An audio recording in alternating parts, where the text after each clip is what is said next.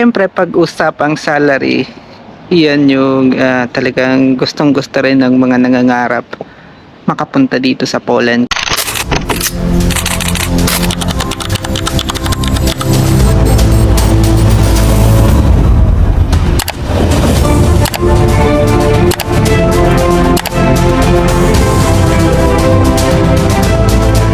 Sulit yung pagpunta nyo dito, especially summer season. Kung gusto nyo makita itong ganda ng Gdańsk, Poland.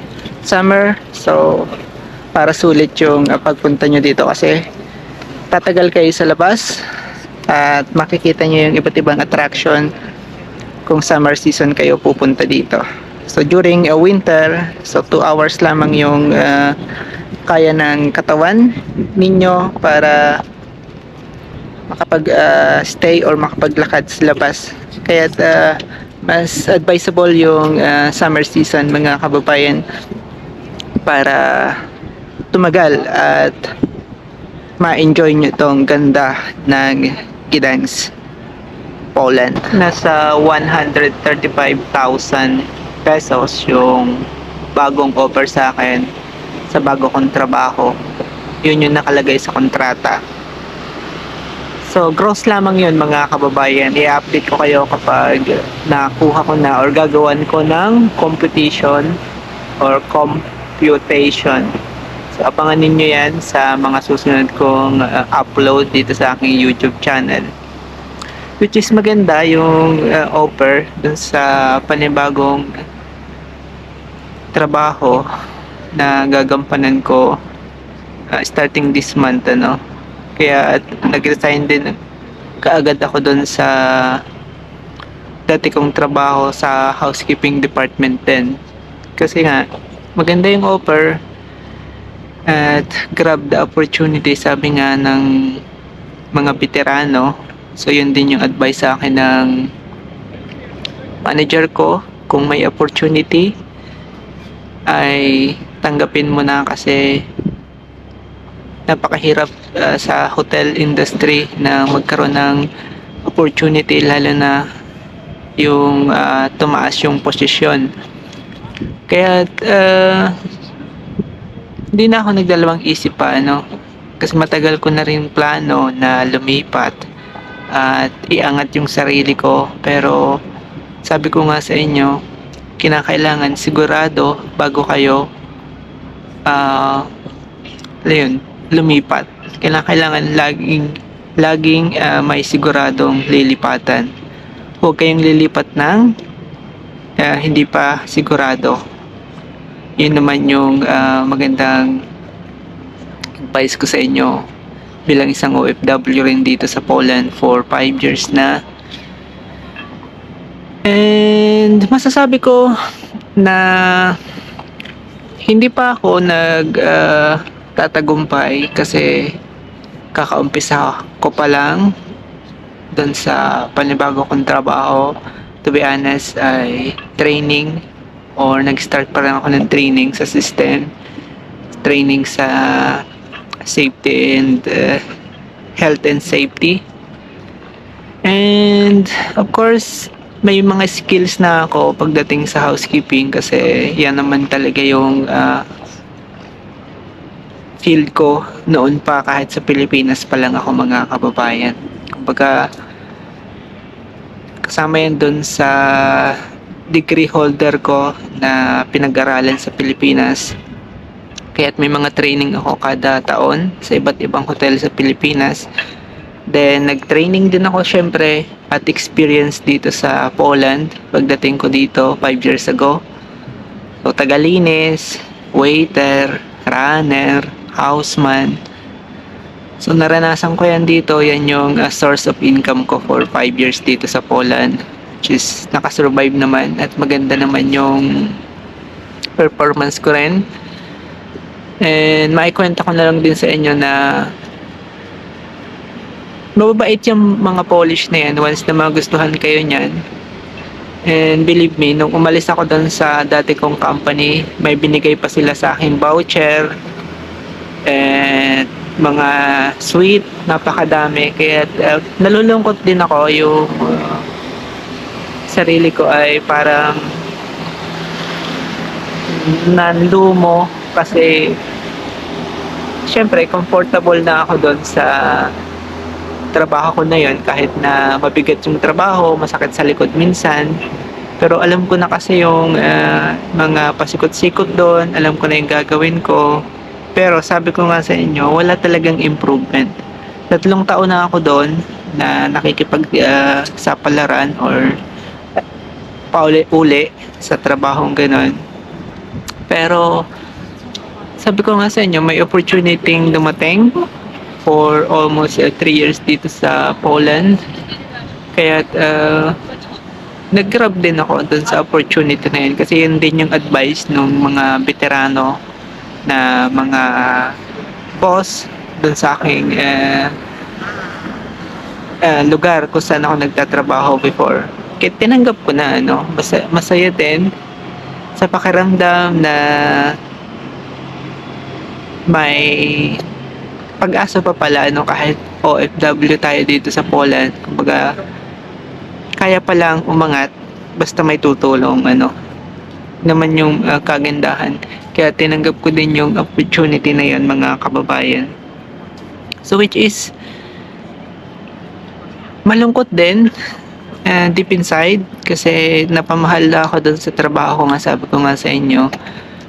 At dun sa manager ko yung comfort niya kapag halimbawang nagpaalam ako sa kanya na gusto kong mag-day off ng ganong araw, then mag-day off ng straight, then pinapayagan niya ako. Ang kinakatakot ko yung sa bago kong company sa ngayon dahil hindi ko kilala pa yung mga katrabaho doon. Makikipagsapalaran ako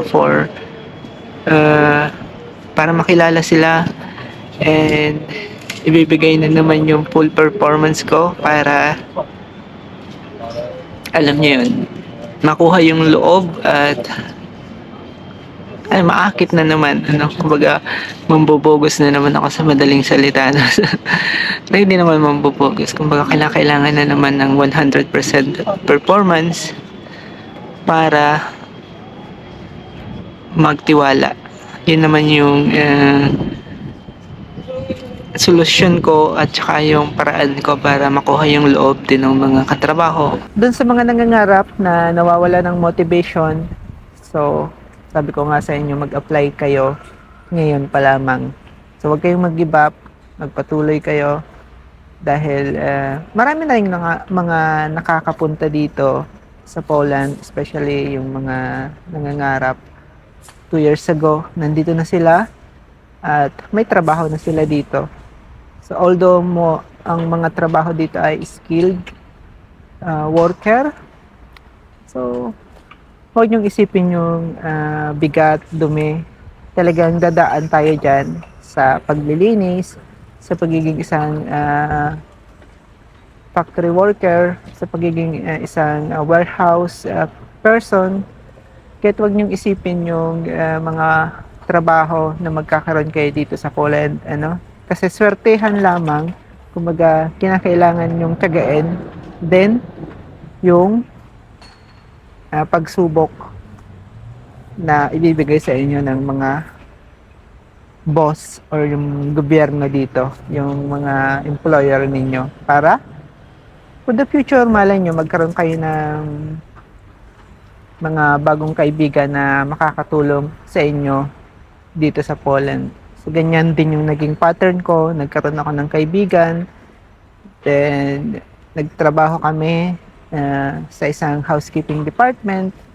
Then, lately, sa mga taong ito, umangat yung posisyon niya.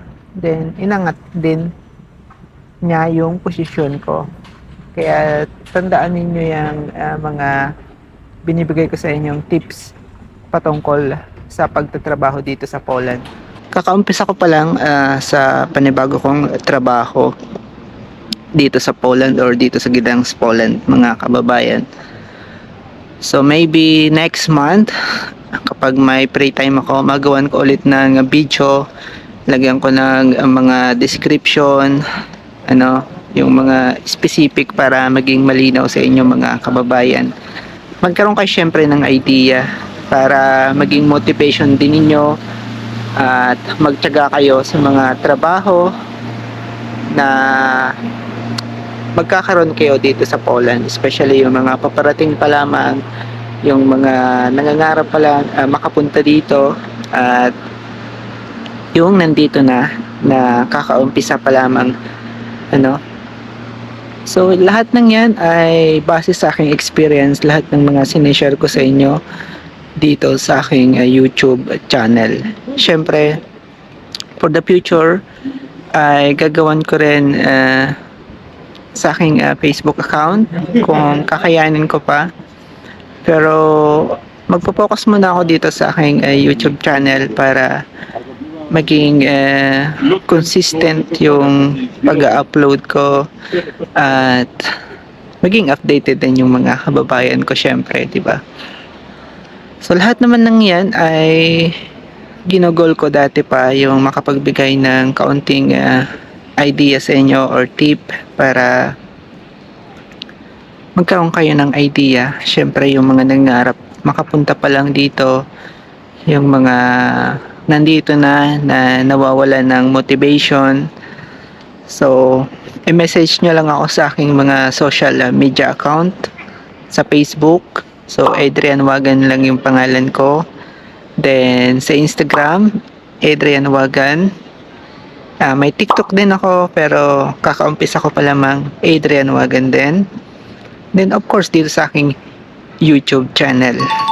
And pag-usapan natin kung ano yung mga maaaring maibigay kong idea sa inyo. Malay nyo, mga ilangan ng tao yung manager ko at meron kayong experience sa pagiging house keeper or pagiging cleaner.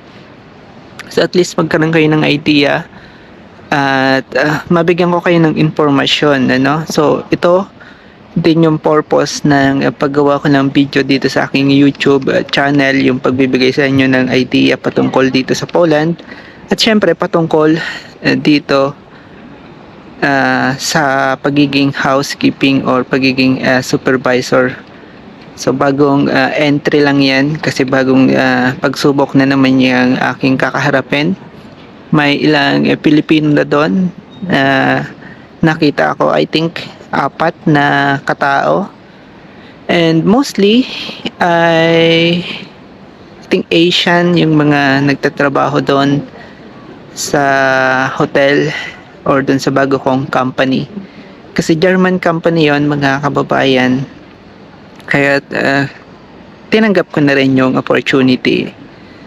So anyway, naikwento ko lang sa inyo at nabigyan ko lang din kayo ng idea para magtiyaga kayo dito sa Poland. So sabi ko nga sa inyo, dito sa Europe ay isa na ang Poland sa pinakang safe na bansa.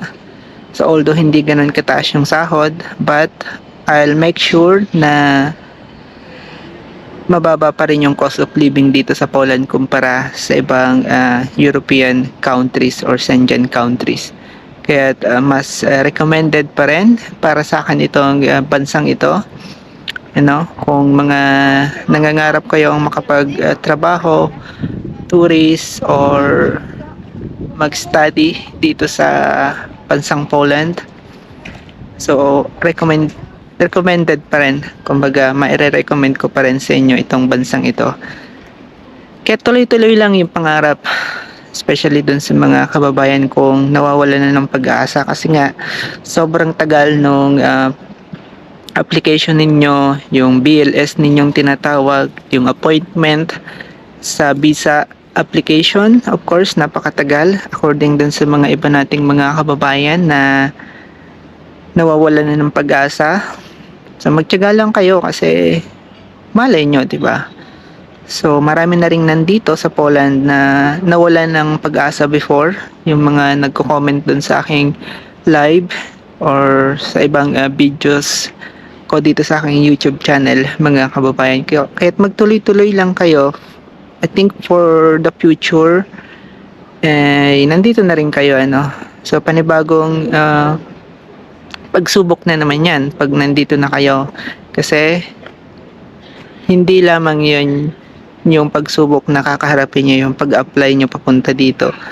Pagdating nyo dito, iba yung culture, iba yung tradition, iba yung mga pagkain, ano, iba't ibang klase ng tao na rin, yung mga lahi, yung nandito na kakaharapin ninyo yan, ano.